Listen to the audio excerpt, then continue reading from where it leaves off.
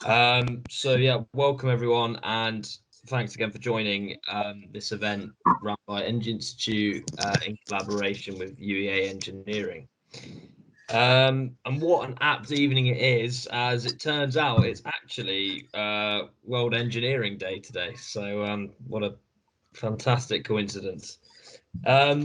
This evening we will hear from 4 experts in the industry, and just want to briefly say thanks to Catrin, Graham, Richard, and Jonathan, who you'll all get to meet a bit more as we go along. But just an initial thanks to them for joining the call today. But yes, anyway, we'll hear from these 4 experts on the main hurdles to reaching 40 gigawatts by 2030. I won't say too much, as I'm keen to get started and get things underway. But just before we do kick off, I just want to highlight a few housekeeping rules. So please, whilst speakers are talking, keep yourselves on mute, and perhaps if easier, just, I don't know how well this will hold up, but maybe keep cameras off whilst the speakers are talking. And as Laura rightly said earlier, there's a Slido questions link in the chat. So whilst there will be the opportunity to ask questions around the floor at the end, please do try and put as many questions as you want into the Slido chat, and I'll try and pick the best ones, and we'll do that democratically by you being able to vote which ones you would like to hear the answers from most, essentially. So please do use the Slido. It's a great tool if we use it properly. So hopefully we can get some good questions in. But yeah, I think that's all from me. I'll get on with the talk now, and I'll just introduce our first speaker quickly. I want to welcome Catrin. Catrin's stakeholder engagement lead for Vattenfall's Norfolk, Vanguard, and Boreas projects, which combined will produce nearly 10% of the UK's government target for wind power. So hopefully she can give us some really interesting insight into the current procedures and challenges faced in taking these projects to the next stage, and it's quite a current topic, I should think, as well. So without further ado, welcome, Catrin. Great, thank you, Jack. So yeah, hello, I'm Catrin. I've been working on the Norfolk projects for Vattenfall for quite a while, since about 2016, actually. And before that, I worked on some other Vattenfall projects, some onshore wind projects, and also prior to that, I had a kind of role that very much looked at involving citizens in big policy decisions, policy shaping for Welsh Government and the UK government. And I come from a background actually of geology and geosciences, and I got a flavour of some of the conflicts that can arise when we try as a society to use natural resources, and lots of questions come up about who should benefit, who should maintain more control, and that sort of thing. So that's kind of really a backward look at how I've got to the point that I'm at. But anyway, let's talk about Vattenfall a little bit. I'm sure some of you have heard of Vattenfall already. We're a large Swedish state-owned energy company. In terms of offshore wind, you know, we're one of the really big ones. We have about 20,000 employees throughout our markets, and they are mainly Sweden, Denmark, Germany, the Netherlands, and the UK. And our purpose is to power climate smarter living and to enable all our customers, whether business, manufacturing, or domestic customers, to live without fossil fuels within one generation. And our approach to doing that is multivarious. We're looking at centralized and decentralized energy generating solutions. electrification of lots of different things, but the obvious one is transportation and heat, and then industrial decarbonisation. So, for example, we have one of the leading fossil fuel-free steel making projects available at the moment, where our role is to generate hydrogen for that process from wind power. Next slide, if that's okay. So in the UK, we are entirely focused on onshore and offshore wind and solar and heat projects. And we have more than 1 gigawatt of renewable energy installed already. We've been here about 11 years and spent about 4 billion euros in the UK, getting to the point where we are at now. And over that time, we've really seen, we've been through this tremendous journey that offshore wind is going through currently, where we're seeing a huge increase in the size of projects. So some of the early projects we were looking at were just kind of a handful of turbines, and now we're looking at 156 turbines for Vanguard, for example, and they're absolutely huge. And in that kind of time as well, the price of offshore wind per megawatt installed is about a third of what it was 10 years ago. So you can see that the industry as a whole is going through tremendous changes. And on the one hand, we've kind of become quite mainstream. I mean, I don't know if you guys saw the Coca-Cola Christmas advert this year, but it featured offshore wind technicians. So, I think we've really made the mainstream. And that, of course, brings lots of expectations with it. But at the same time, we're also in this tremendous period of transition and change and growth and adaptation, really. And I'm going to be picking up on some of those points a bit later in terms of talking about challenges and things. But there you see a bit of a distribution of some of our projects. So to focus in on Norfolk a little bit more, can you show the next slide, please?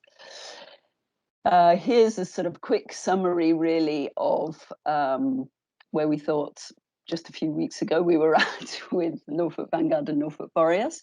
I've just noticed that it says all DCOs expected by 2021. And actually, we're pretty hopeful, we're determined.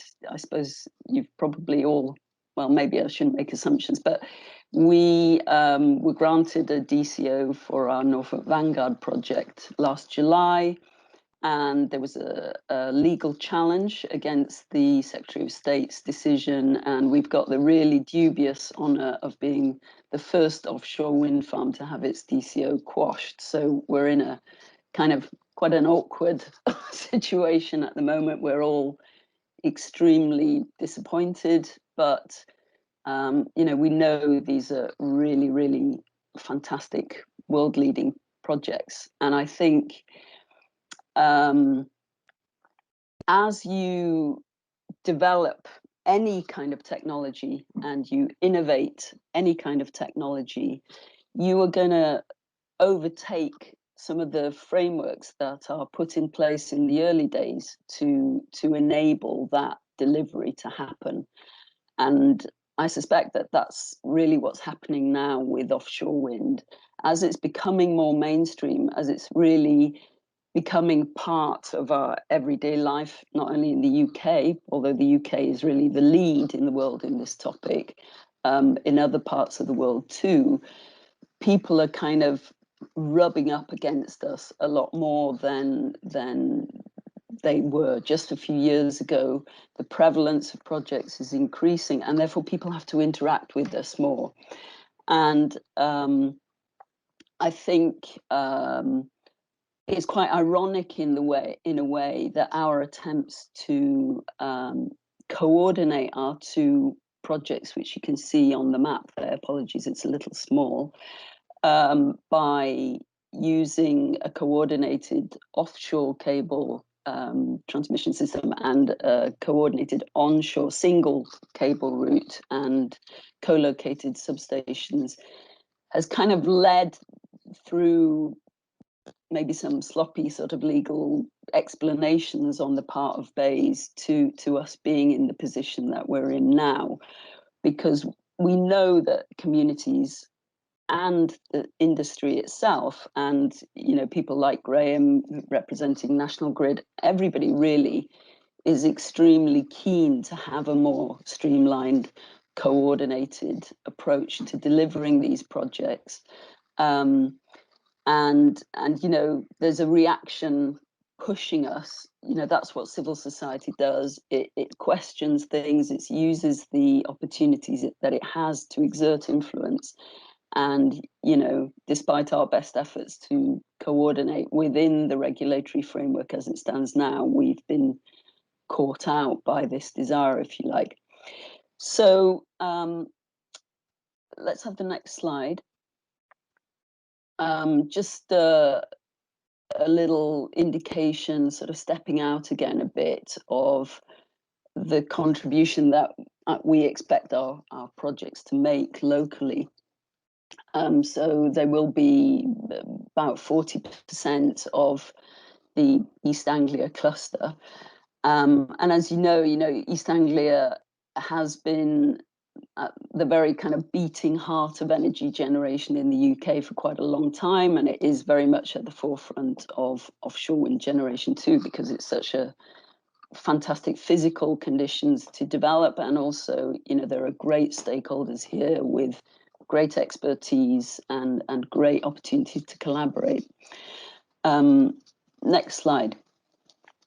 So a bit of a long preamble, and I'm sorry this slide is a little bit small. I hope you can all kind of just about make it. And excuse me if I look like I'm squinting at the screen. But to come to sort of some of the processes and challenges that are specific to developers, if you look at that kind of coloured chart at the top there, and you see where it says 0 towards the right, that is really first power. And you work backwards from that to when developers like Vattenfall start working on a project. It's roughly about 13 years. So the process, well, currently, I don't know, those of you who may have been following the Crown Estate leasing round 4 would have seen that some major oil companies are getting in on the act now, and their premise is that they're going to be able to consent their offshore wind projects a lot faster than more experienced developers do right now. So am I a little bit skeptical about that? Yes, but we'll see. So I thought it'd just be interesting for you to see some of the steps that are involved in developing projects. So there's the leasing round. You need to get rights over the Crown Estate space in the sea. You're not involved really in deciding the general location. That's done by the Crown Estate and the government. And developers sort of look within those spaces that come up for offer for their own best options. Then you need to get a grid connection. So you've got, through that process, you've got your 2 end points. So you've got your space in the sea, you've got your grid connection point. And those are the 2 fundamental things that you need to do. That coin process is also a sort of a closed process because it involves those stakeholders whose responsibility it is to choose the best coordinated points for connection at the moment. And that's been kind of done up to now on a sort of first come, first served basis, which is why we've got these issues and why people are going, oh, that doesn't make sense, because projects sometimes overtake one another and that sort of thing. So things get complicated. You need to do your land rights, so connecting onshore. You need to do lots of project engineering and definition. You need to get planning permission, and that is really the point, that whole planning process through the 2008 Planning Act, where local people get to input, but they don't get to input on some of the fundamental policy statements around why we're generating energy in this way. They rather get to influence the shape of the project, mitigating potential impacts and looking for opportunities like community benefits and that sort of thing. And so what's happening now really is that people are going, you know, maybe we should have more influence on some of these more fundamental points early on that really shape the overarching project. Okay, so these are really, really expensive projects. I'll show briefly in the next slide. And all of the work that is done upfront is done at risk. So for some developers, you know, finance is a big issue, for example. However, what's been a really, really successful policy so far in terms of getting us to where we are has been the sort of support mechanism that successive governments have enabled through the Contracts for Difference process. And so that is a crucial step that is a kind of known unknown that the developers have. Okay, I'm being moved along, so that's good. So here we are. Here are some stars here showing some of the kind of key revision points, decision points for any project. And so, you know, it's really far from certain until FID that a project is going ahead. So there's so many decision points and so many things that are beyond the control of the developer that developers need to tackle and address and face. And the CFD process is about creating an environment of, you know, healthy commercial competition as well to get us through this process and deliver good value for money for the UK consumer. So I think, is that my last slide, Jack? I can't remember. Yeah, I think. Yes. Pretty much. That's more. Sorry, yeah, my mic went on mute for whatever reason. But yeah, no, sorry.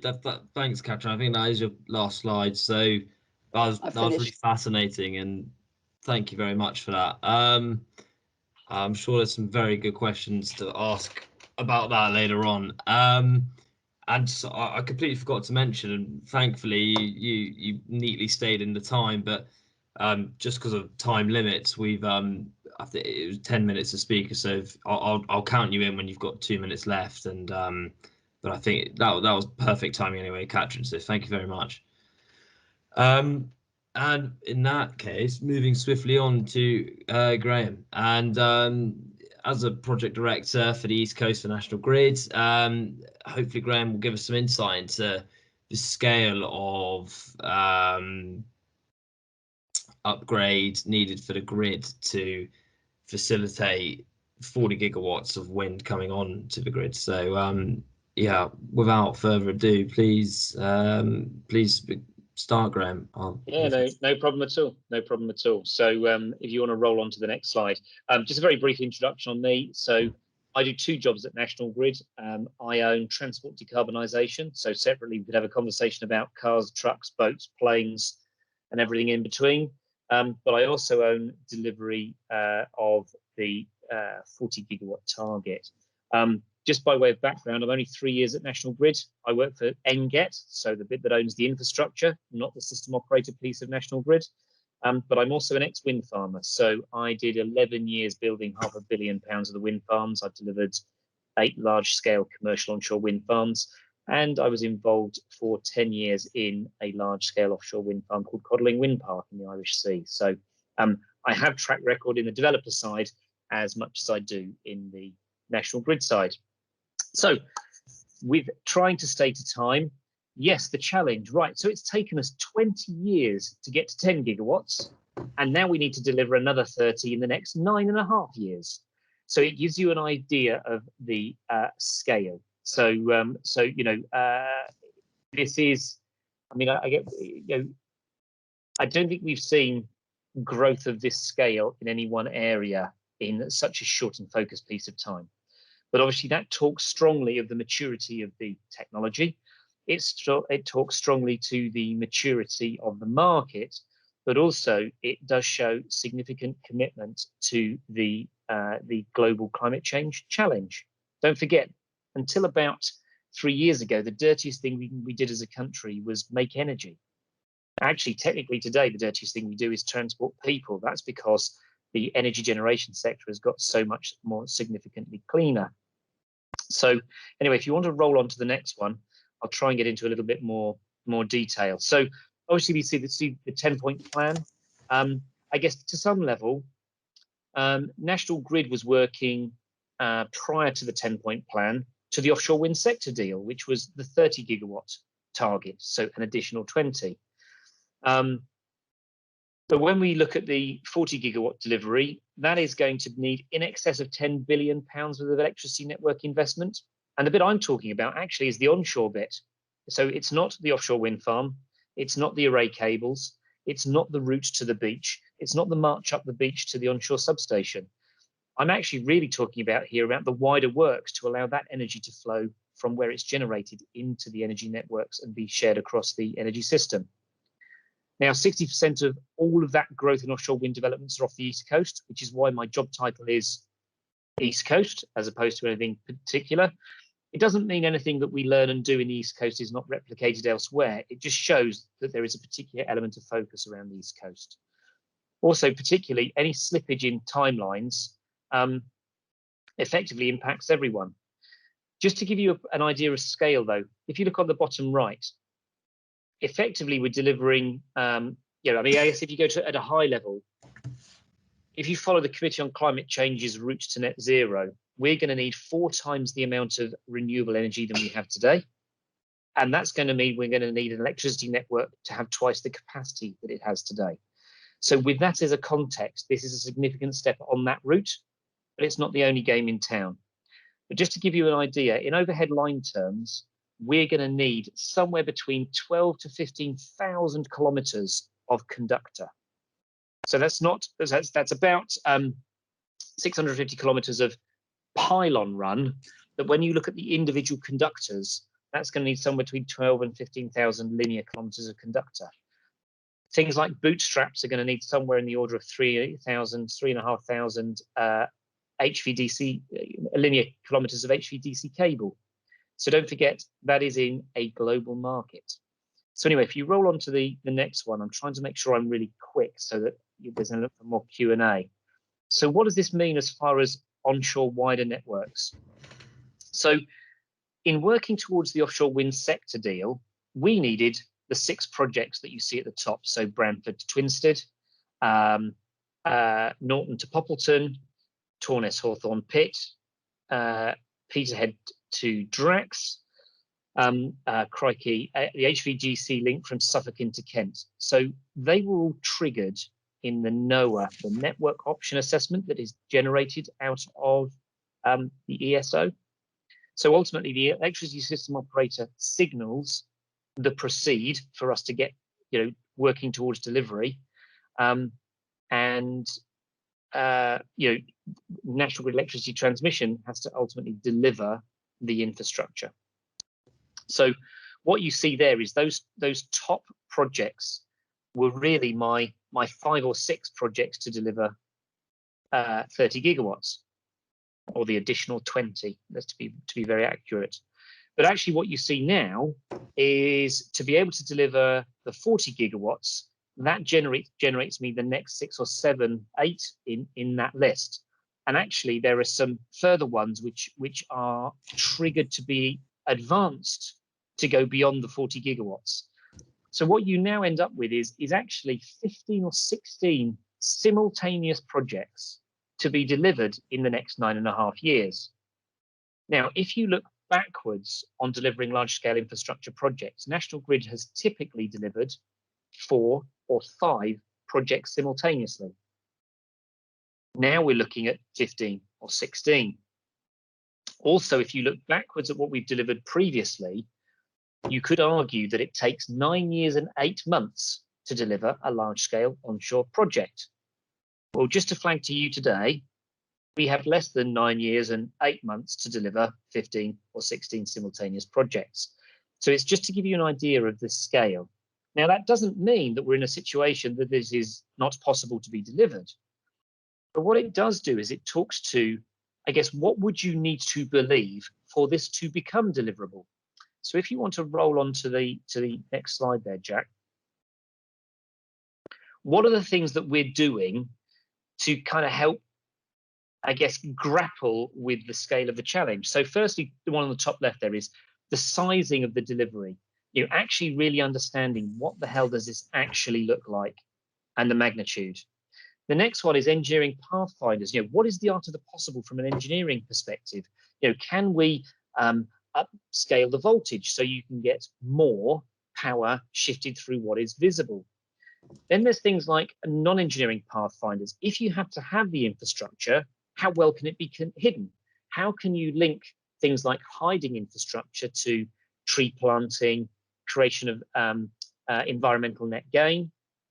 Then you see the biggest challenge for us up front is, and as a sort of Catrin's flagged here, planning actually is the big front-end delivered challenge that sets this all up. It's also significantly one of the largest risks. So the planning NPS review is coming out in May, but the planning system hasn't really been changed since 2011. Well, if you're looking at global climate change, national targets, and delivery of the infrastructure, I know I've got 2 minutes. 2 minutes, Graham. Yeah. You realise that planning is going to be fundamental and critical to success here. And just whilst I'm on planning, if you're thinking about planning, this is a bit like the Olympics. Normally, National Grid would look at 16 individual projects as individually consented and delivered projects. But actually, if your government target is 40 gigawatts by 2030, you're going to have to do all of these projects, because if you miss one, essentially you might not get to 40 gigawatts. And therefore, in thinking terms, this is more like the Olympics. And then finally, the explaining of the East Coast story, educating and understanding.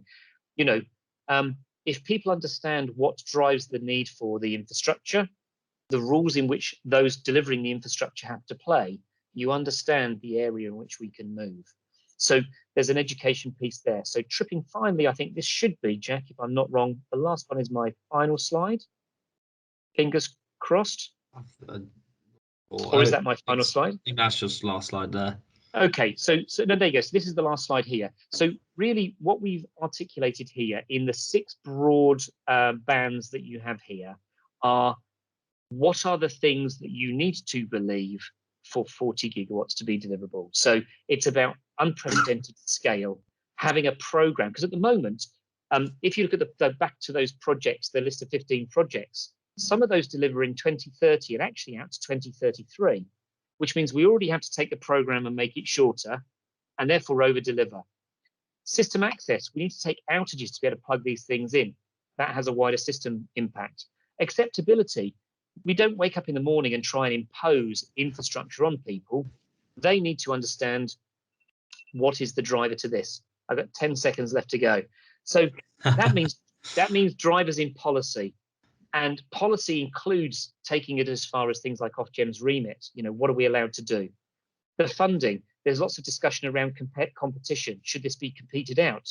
Yes, National Grid welcomes competition in this space. But you have to look at where the competition is and the unintended consequences of delay that it may have on a very aggressive timescale. And finally, resourcing and procurement. At a time when Ofgem is trying to, through our price control, make National Grid smaller, leaner and lighter, the scale of the work we have to do is getting bigger, more complex and running. So there are lots of interesting challenge. There you go. Happy to stand up to any challenge. We don't know all the answers, but we're happy to engage in the difficult discussions to make this happen. So Jack, back over to you. Many thanks, Graham. Thanks for All that right. whistle-stop tour. Sorry about the time constraints. But yeah, no, that was brilliant coverage and insight into the scale required and the time we have to reach the target from a grid perspective. So that's fascinating. Thanks a lot, Graham. And moving on to Richard. Richard is Director of Research at Offshore, who are specifically an offshore market intelligence service. So I'm looking very much looking forward to this conversation. So please do fire away, Richard. Thank you, Jack. Yes, I'm Director of Research at Forsey Offshore, based in Lowestoft, market intelligence and consultancy business. Okay, next slide, please. So, I'm going to talk to you today. We'll talk through the steps here to start off with about what you need to build an offshore wind farm, and then we can think about this in the context of the goal for 40 gigawatt by 2030. So you need a site with exclusive access. You need a grid connection if you wish to export electricity. You need consents to build an economic offshore wind farm and its associated transmission system. So, i.e. your wind farm must be economic and environmentally and socially acceptable. You need an attractive business case, and this usually involves access to long-term stable revenues to pay off the large capital costs associated with a wind farm. You need a supply chain to build and operate the project, and you will need finance to build and operate the project, and only a robust business case will attract investment. And as you go through these steps and make your progress, you'll add value to your wind farm and you reduce the risk associated with your wind farm. Okay, next slide, please. So let's take stock of where we are. We've heard about this so far, but essentially there's 10.4 gigawatt fully commissioned. And if we think about what's under construction and what has access clarity on its revenues going forward, that takes us to about 20 gigawatt, which we would expect to be installed and operating by 24-25, which means that in the last 5 years, we have to double where we've managed to get in the whole time we've been going since 2000, 2005-ish. So we've got to really, really ramp up. Okay, next slide, please. So let's go through the steps. So we need a site. Now most of the sites to 2030, sorry, are probably occupied. But I'll talk quickly about the latest leasing round. So Crown Estate had a leasing round recently. It issued these 5 areas in green. Now developers could bid their projects into these green areas, and you can see the red. That is areas they had to avoid, hard constraints. And these green areas have also shrunk over time for the reasons outlined in the grey boxes. So just give you an idea about how difficult it is to actually find somewhere to put your site due to congestion. So we see the winners in the top right of the slide. There were 4 consortium across 6 projects. And we heard Catrin talk about the price. Well, just to put this in context, ENB and BP, they secured 3 gigawatt of lease area. They're paying about €500 million a year euros on that.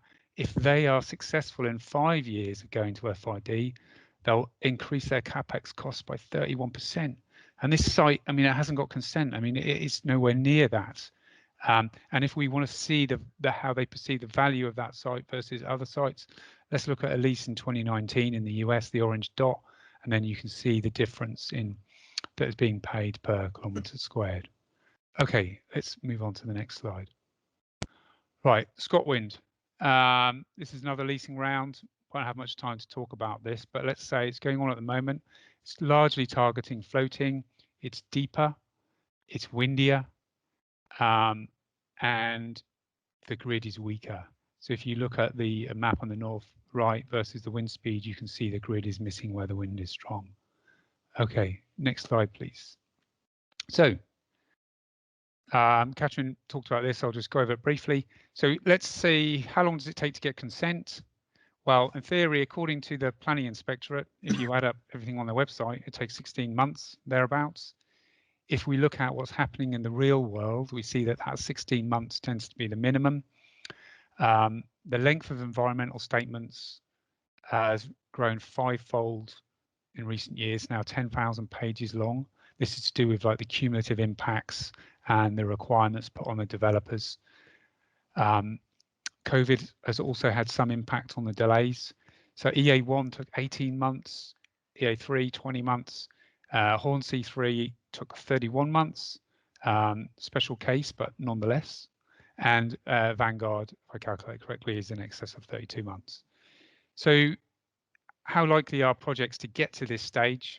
Let's look at what well, projects can be cancelled by developers, normally before they receive consent. So through issues relating to site economics, for example, wind speed, water depths, ground conditions. I expect those to be less going forwards now. Community impacts, so recreational sailing, military or environmental risk. So the developer sees the writing on the wall and decides to cancel the project. It can be refused development consent. We've seen Sandwich Turns, Block, Docking Shoal, and Navitas Bays also had problems. So if we look at what happened 11 years ago, we had over 32 gigawatts awarded in round 3. But less than 5 gigawatts of that is now commissioned or underway offshore. So that's in 11 years. That's how long it's taken to move these projects forward. So we're right to be a little bit skeptical sometimes about other people's ambitions. Don't mind it. Okay, next slide. We're on 2 minutes, are we? So is that no, you've got 3 minutes, don't worry. okay. Right, so we need a business case, right? Project's a £2 billion capital investment. How are we going to make sure we get our money back and return some information, some money to our investors? Well, historically, the cost of offshore wind has been greater than the market price of electricity. So that's why the contract for difference was introduced to pay the developers a top up to make the investment attractive. However, what we've seen recently is that cost, the purple dots here, are now below the market price of electricity. And what does that tell us? It tells us that a contract for difference and the stability of revenue that brings is attractive for developers, and it helps them reach financial close. Okay, next slide, please. So, sorry, yeah, we've got, okay, so let's talk about the supply chain. This graph in the middle, what you can see is the pace of change in the growth of turbine rating. We started off with like 2 megawatt turbines, and now we're up somewhere near 14 megawatt will be going in the coming years. And as these components are getting larger, turbines and foundations, there's fewer and fewer available vessels to install them. So on the right, you see one of these, the Voltaire. So there's essentially a global competition for these resources. And those in the supply chain can't simply build another vessel without clarity on their contracts. So to put this in perspective, we have 236 gigawatts of projects intending to make FID decision between now and 2030. So that's the competition for the UK. Yeah, Okay. yeah. Next slide, please. Right. Can the UK commission 40 gigawatt by 2030? Here's my conclusions. So I think we have enough sites and projects existing, but the consenting process is becoming more complicated and taking longer.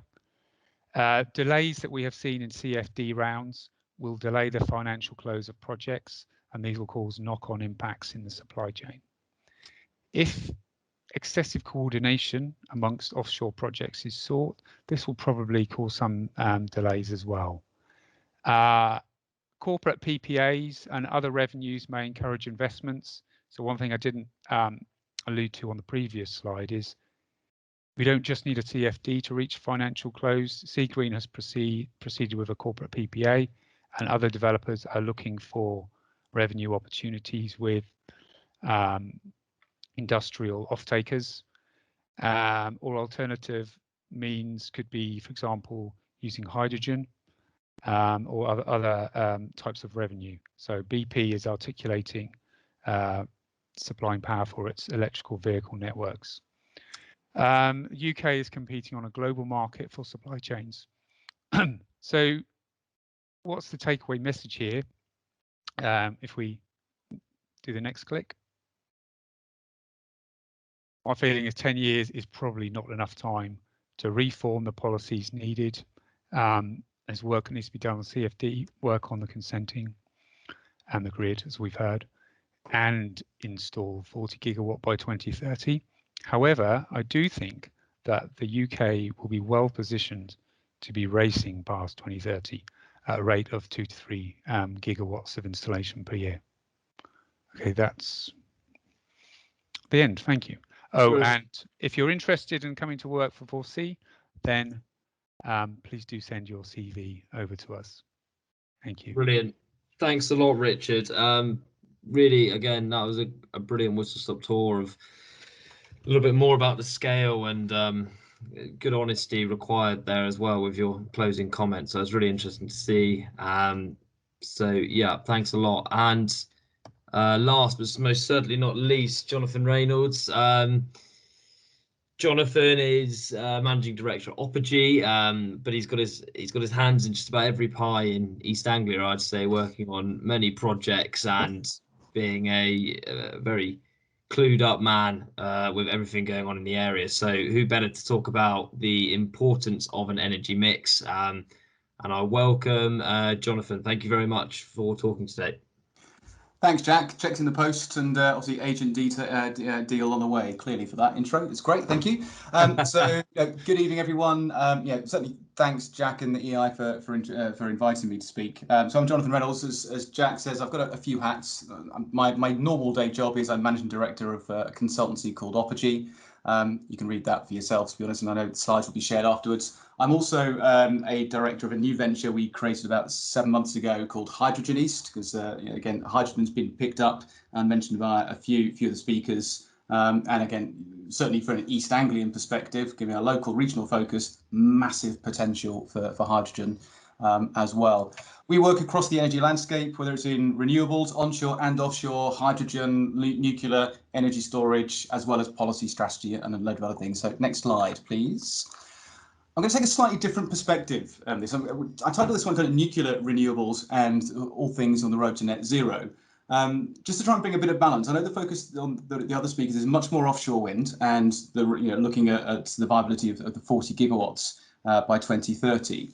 And we spent a lot of time thinking about the options to get to 40 gigawatts. And I think it's worth just remembering that the context here. We now have legally binding targets in the UK to reach net zero carbon emissions by 2050, if not sooner.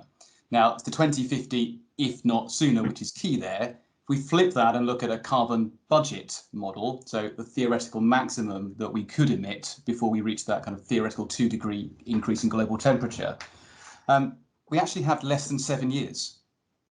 So we actually have less than 7 years before we use up our entire carbon budget for Norfolk, Suffolk, Essex, and the same stats apply to pretty much most of the UK. So just to set that scene, certainly Richard's point as well in terms of 10 years might not be long enough. Actually, if we look at it just on carbon, then we actually need to accelerate that far quicker. But just to, again, scene setting here, energy is fundamental to everything we do. It's a rather grand quote on the right there, but I think if you think it through, we take it for granted. We have a kind of a generation that actually takes generation of energy for granted. If we look at renewables has grown dramatically across all vectors over the last few years, and we'll see that in a second in the next slide. However, the wind doesn't blow 24 hours a day, unfortunately. The sun doesn't shine 24 hours a day, unfortunately. So we've got to look at, as well as what Graham was saying around grid infrastructure and the plans there, we've also got to look at much greater storage. And I say storage, not batteries, because there's different ways we can store energy. We've got electrical batteries, or we've got hydrogen storage or something else, and we'll come on to that perhaps a bit later. But the role of nuclear is important here, is that baseload or continuous and flexible power on the network. So what you'll get from me now is a bit more on the other energy sources around the region, certainly a bit more on Norfolk, Suffolk, Essex, as well as then trying a bit of balance for where offshore wind fits. But we've got to find a way of working in partnership as a sector. That's we have a shared network. We need to be thinking about a much greater integration of whole systems approach. So next slide, please. Just look at the last few years. So renewables, certainly between 10 years up to 2019. Close to 500% increase. You can see some of the vectors there. Certainly high growth in offshore wind, high growth in solar across the board, and certainly and bioenergy there as well. Offshore wind and solar have seen dramatic increases in the last few years, and that's largely down to the capital costs have come down massively to allow much greater projects. And if we look over just the last year or so, certainly through 2020 with the COVID-19 pandemic, and actually it's renewables that has been seen as a more stable, resilient part of the economy, and hopefully something that will underpin parts of the a strong element of our future growth. But certainly we didn't see the level of jobs either cut or reduced, a number of furlough staff, certainly across the renewable sector. Slightly different in other energy sectors such as oil and gas perhaps, but certainly renewables not too bad at all. And of course, this is all part of the 10-point plan, as has been mentioned, under the government's Green Industrial Revolution. Just want to break it down and give a couple of examples. Next slide, please. There we go. It's it's certainly not an offshore wind farm picture, just to mix it up a little bit. So this is the former RAF Coltishall in North Norfolk. 50 megawatt solar farm now. And actually that runway is about to be brought back into use, oddly enough. But if we look across the UK, it's over 1 million solar installations. And when I'm talking solar installations here, talking not including your residential, your solar on your home. This is larger, not necessarily as large as this, but larger kind of solar farms or slightly more commercial scale farms. And they're generating around 13.5 gigawatts of power. So actually slightly more than offshore wind is right now, and room to grow. And we're looking at around about 3 billion at least forecast over the next few years in new capacity. So again, huge interesting element, and it's ripe for growth. Next slide, please. There we go. Sorry, it's a bit delayed. That's all right, no worries. This is why I'm talking about solar, because we're now seeing kind of a really interesting marine-based solar, so floating solar, or what we're dubbing photovoltaics. And an interesting, solar is getting a very different focus now with solar canopy car parks. So on the right there is actually the Aviva building on the Broadland Business Park. It's one of the larger sort of solar canopy car parks in the country. It's about 250 spaces. The one on the left, I must admit, that's from China, at about 120,000 panels. So probably cover Norfolk, Suffolk and most of Essex, to be fair, but rather significant development. But we are looking at floating solar in the UK, both mostly in reservoirs with water companies, but in other safe areas as well. So this is an area that is we could see real potential growth. Next slide, please. I'm not going to labour too much on this side, because Catrin and Richard have certainly gone into a lot more depth around the offshore wind potential.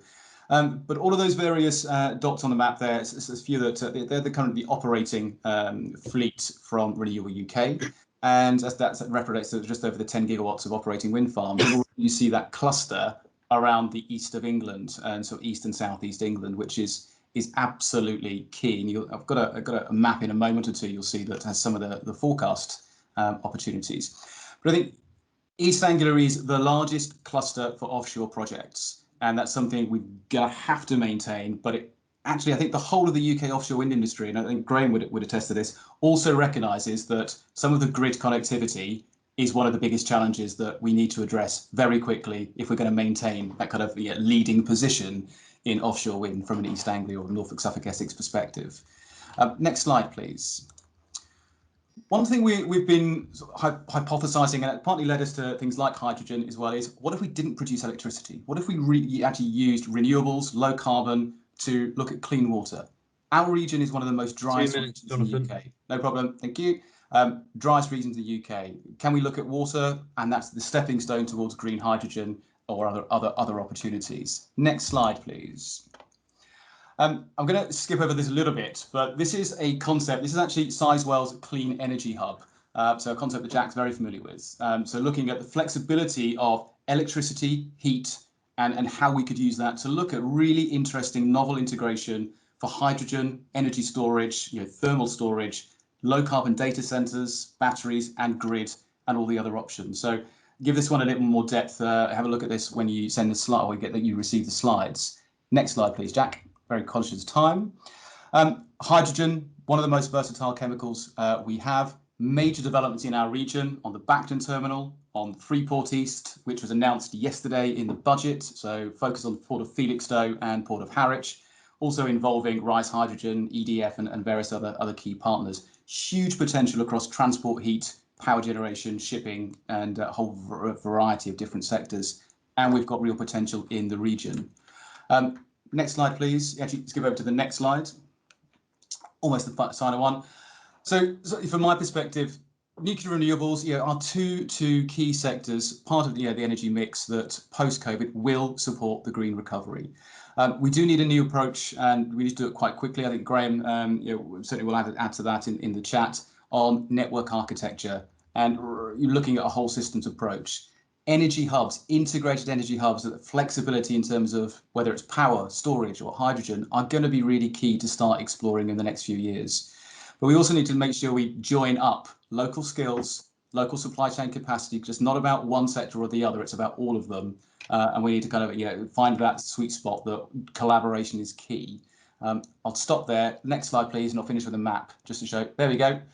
All the gas fields, potential for hydrogen and carbon capture, all of the various wind farms in the planning, all the little yellow dots, little squares are large solar farms across the region, also showing Sizewell, potentially Bradwell, and a few other assets and onshore wind. So I'll leave it there, move into the chat. Thanks very much. Amazing. Thanks, Jonathan. And as a compliment ever as good as this, lots of very, very good maps. Very impressed. So, yeah, let's move on to some questions. I'll stop sharing and we can have a bit more of a discussion. So, firstly, thanks again to everyone, Graham, Catrin, Jonathan, and Richard. Brilliant conversations, and hopefully we can have a bit, expand on that now a bit more. So using the slider, I'll take the most popular question first, from Ben. So the question is, are the recent strike bids undercutting the actual costs of offshore wind? And is there a risk of defaulting in years to come? I should think that probably is most applicable to Richard and Catrin, I should think. I think you're on mute, sorry. Shall I take this one first then? You can hear me, can you? Yeah. Okay, good, yeah. So I think the answer to that is no. Because, I mean, of course, one doesn't know, but people have been saying this for a while. We started off, if you've been following this as long as I have, people getting upset about 2 ROCs a megawatt hour, and then saying we couldn't do it, we could only make 100 by 2020, £100 a megawatt hour by 2020, and then the strike price keeps falling, and more of a, I think that with the scale that we have seen, and that both of the wind parks and the changing component scale, so the turbines, the reduction in volume of balance to plant, and the length of time that sites can be harvested for, that, and as well different ways of extracting value from a wind farm. I think the low strike prices now are just part of the picture of the overall value of the wind farm, I think. And there is, in the most recent, there's going to be another auction later in the year, and one of the problems facing developers is a whole kind of cannibalization effect. So it'll be interesting how the next strike prices bear out. We'll see what happens there. But my feeling is at the moment, no, there's I think that's fine, would be my take on it. Where we have seen, though, is if you look at the people bidding and the people winning, I mean, that's enough, really. They know what they're doing. Yeah. There is one project, the smaller scale one, that took a low bid, and we haven't heard anything. But apart from that, yeah. Thanks, Fred. That's an incredibly comprehensive answer. So I think we'll move on to a question I find particularly interesting. So the question is there a large enough supply chain to support such rapid growth for the offshore wind industry? I don't know who wants to come in on this first. Maybe Catrin, you're quite well suited to this. Sure. Yeah. I mean, so a lot of these topics are super related, of course. So, you know, the CFD auction process, or the allocation round 4, is also about enabling more activity in the local supply chain, really growing that local supply chain. And of course, yesterday's budget is also about promoting a lot of that, and this idea of free ports, and specifically where some of those free ports are located is really all about focusing some of the large capacity growth for our UK supply chain. And of course, there's a huge growing global supply chain as well. So I think one of the issues in particular in the UK, where we have this kind of timetable that is controlled in a way by the CFD auction, is the sort of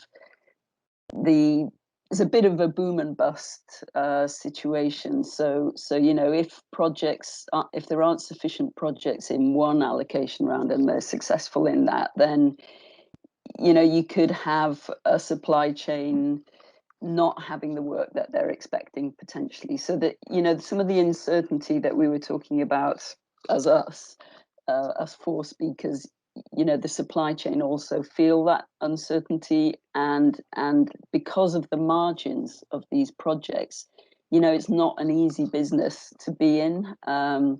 So I think, I don't think we can take anything for granted. I think the supply chain needs support as well. Brilliant. Thank you very much, Catrin. So I'm going to combine a few questions here and target them at you, Graham.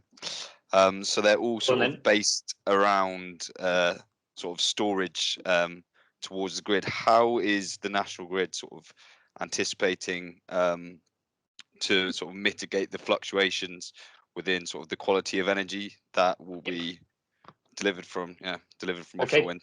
So I'll give you a couple of things. There's a variety of things. Firstly, flexibility is critical, right? Flexibility is absolutely critical in this, but that flexibility can arrive in different ways. So we've seen Jonathan touch on hydrogen. Do you take spare when there's excess renewables and make hydrogen, and then when there's a lack of it, you turn it back to electricity, or you use it as hydrogen? There's other things at play here. So National Grid has never seen a higher number of people applying for transmission connected storage. But don't forget, transmission connected storage, big batteries, is great for short duration storage, right? Won't do interseasonal. There's another thing at play here though, and this, I can wear my other hat, right? So I end up, I own decarbonisation of transport as my other interest at National Grid. So up until now, we've had sort of dumb consumption. People just use power in the morning to make their breakfast, heat their homes. Then they go to work, demand disappears for a little bit, and then it all arrives at 5:30 till 7:30 every night. But I charge my car only when the grid is clean and cheap and the energy is plentiful. And I've done that for 4 years, right? And all that's doing is a smart app on my phone says the grid is cheap and clean now, use it now, right? In the same way, I heat my homes using ground source heat pumps. So my heat pumps don't run when the grid is constrained and dirty.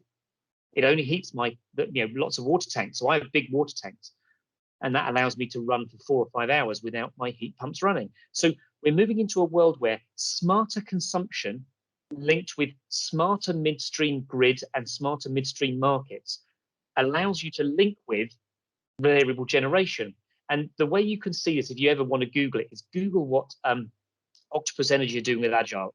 Other smart tariffs are available, or other providers are available. But what they're doing is they're buying more competitive, they're delivering more competitive PPAs to the upstream energy market, because they're able to observe when they can actually give people the digital nudge when to use it. Now that's brilliant, because instead of building a grid to peak plus headroom, you could actually then build a grid to smart optimized. It actually sweats the asset better. It means there's a greater market for upstream renewables, but it also means the downstream decarbonising heat and transport is using the cleanest and cheapest energy. So there's actually a symbiotic relationship being created.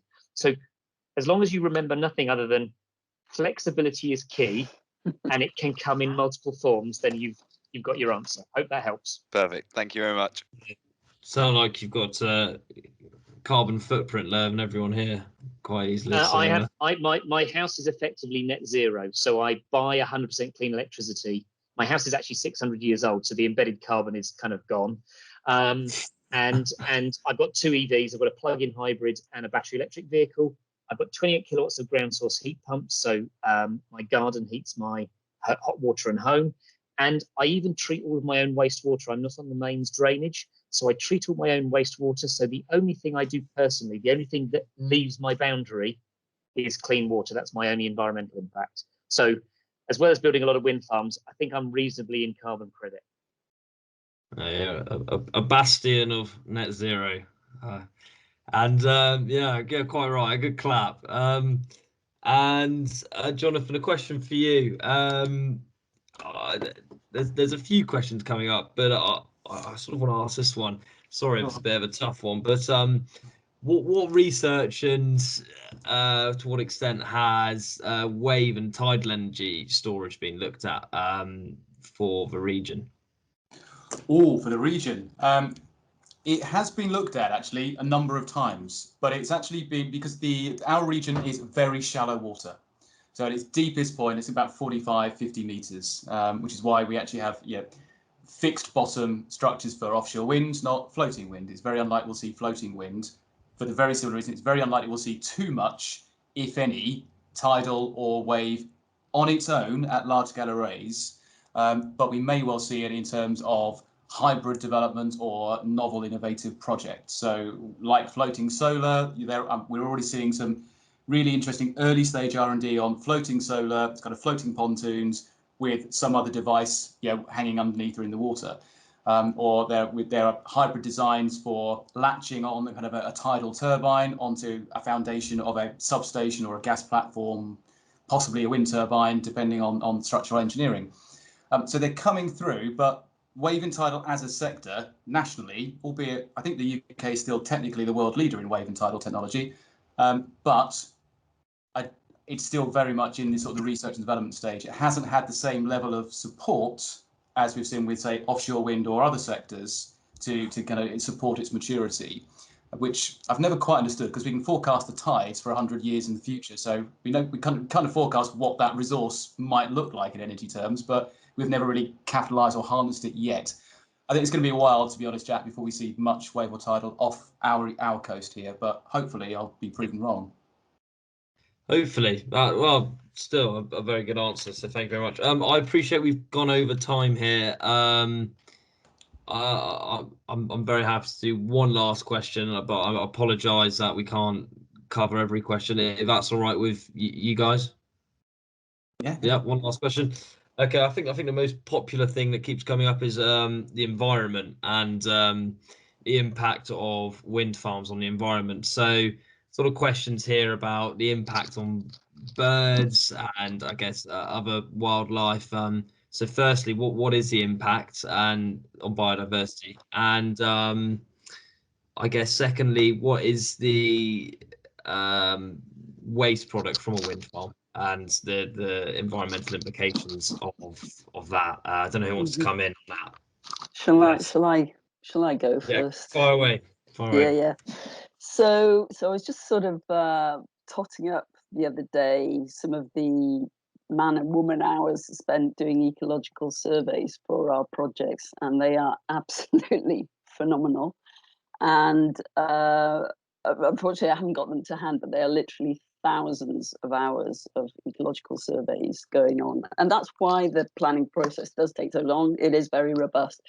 So to look specifically at offshore ornithology, of course, it varies from project to project, but very specifically, you don't take on a place where there's some sort of environmental designation. You're looking for a low impact, clean place, if you like. And so for our projects, we've got something like literally 6 kitty wakes a year, I think, is what our independent advisors have suggested is likely to be our impact from Vanguard. So it's really low level. If you think about greenhouses or cats, or it's kind of very low.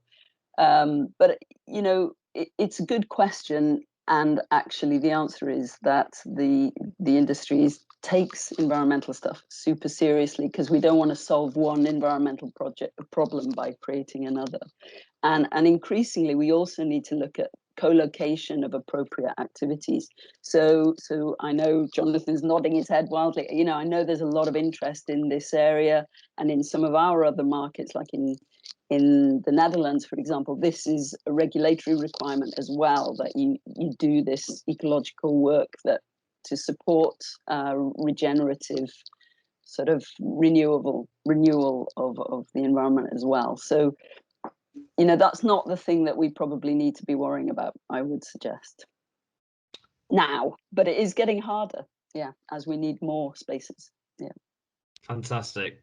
Did anyone want to add anything, or is that just to add, I think if you look at it from a regional point of view, the southern North Sea is actually one of the busiest, densest areas for every sort of development, whether it's offshore oil and gas, offshore wind. We've got aggregates, shipping, fishing, dredging, you name it, is kind of going on. And you can probably tell that for a little bit of the map as well as the last slide of my presentation. But I think I absolutely echo what Catrin's saying. You know, we've got to look at co-location. We've got to look at hybrid developments. It's, you know, we've got to look at how we maximise the use, sustainable environmental use of our natural assets, including the seabed. So, you know, I think integration, flexibility is key. Absolutely support that. But again, co-location and mutual benefit. It's not about one or the other winning out. It's about, you know, taking a balanced approach. brilliant? I think that covers it. Thank you very much. And yeah, I will. I'm sadly going to have to call it to a close now. But that was a brilliant event, in my opinion. And thanks for Richard, Jonathan, Graham, and Catrin for some fascinating insight into the scale need required to step up, and yeah, some of the major challenges. So yeah, thanks again, and thanks to everyone for joining. Thank you. Hopefully we'll have another event coming up soon. Thanks for having us. Thanks for the Thank you invite. very much, Thank everyone. you. It was a pleasure. Bye. Thanks Bye. a lot, guys. Thank you.